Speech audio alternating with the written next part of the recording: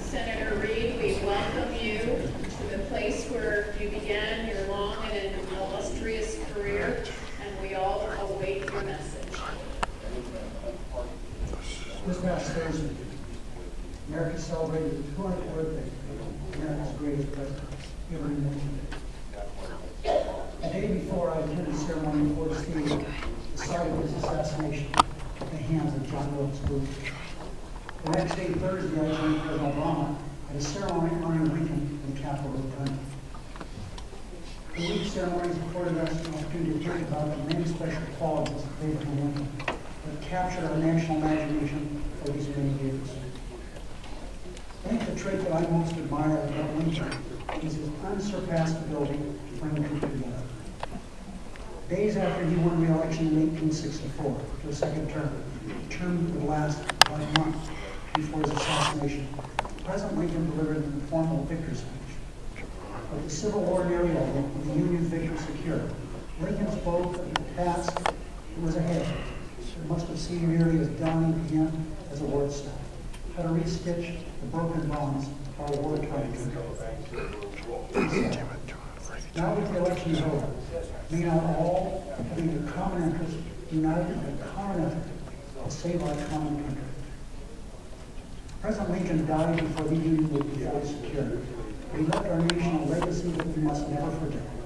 In our darkest hours, in the challenges we face in the most difficult, the vigorous pursuit of common ground will always light our path to that moment.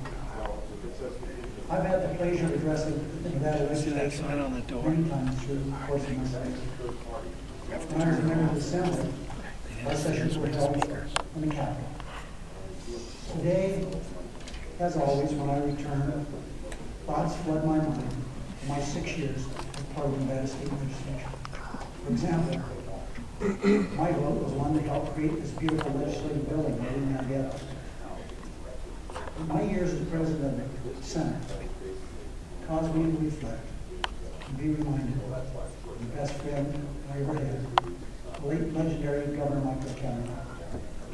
So in short, I look forward to today and every opportunity to visit old friends and share my thoughts on the legislative issues that confront our state and our country.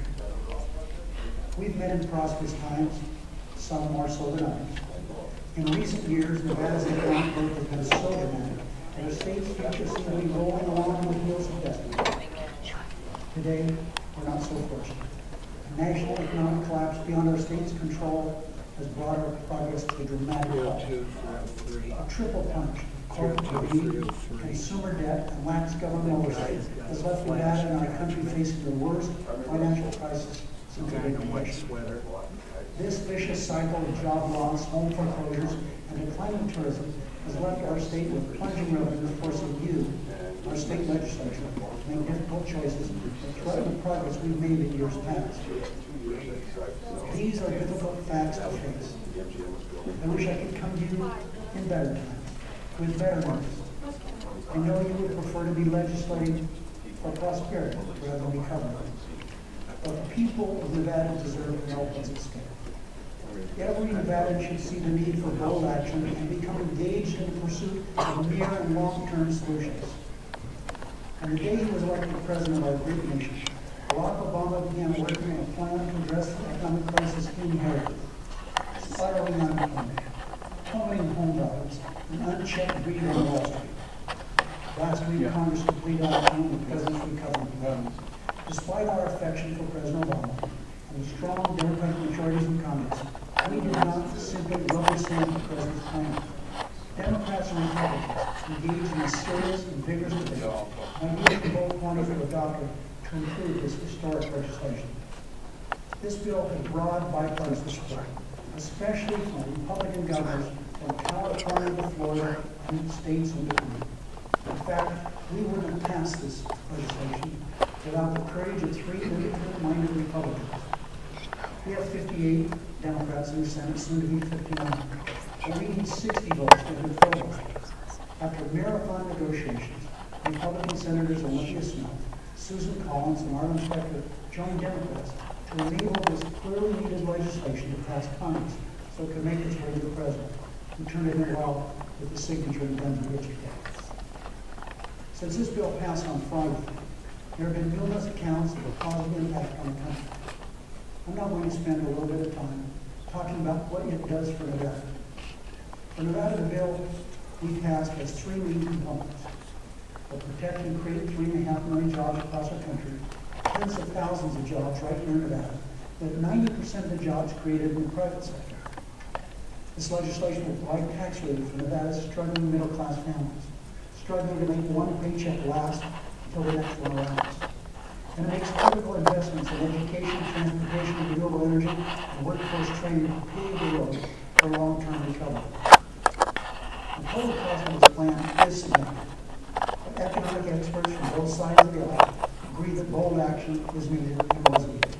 At a recent meeting in the Capitol, Mark Sanders, John McCain's chief economic advisor, Alan Blinder of Clinton Economic Bureau, and Martin Falson of prior Republican administrations all told us that a bill such as the one we passed is essential for the country's economic recovery.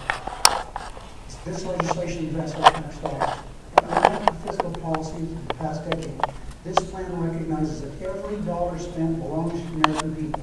That's why it ensures accountability, transparency, and oversight.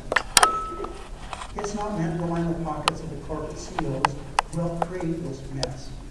Here at the state level, it's not meant to plug every budget hole, let leaders at the state and local levels avoid their responsibilities. This important plan has one meaning for Nevada and the country: jobs, jobs, jobs, and more jobs.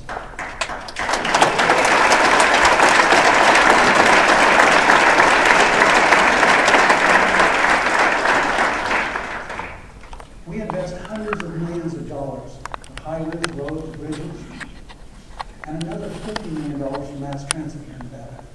This will put people to work immediately. It'll cause money to flow into Nevada for water and sewer projects that could approach $100 million. We empower the private sector to put thousands of people to work, turning the sun, the wind, and geothermal energy into electricity that will help curb our use of fossil fuels and make us more energy independent. We help businesses grow and create jobs with new forms of tax relief, including provision that allows half the cost of capital investments to be deducted and 100% deduction for small businesses. And we invest nearly $500 million in schools, technology-enabled schools, classrooms, labs, and other education programs to ensure that Nevada has a competitive workforce to attract new and innovative businesses. The economic recovery plan also provides immediate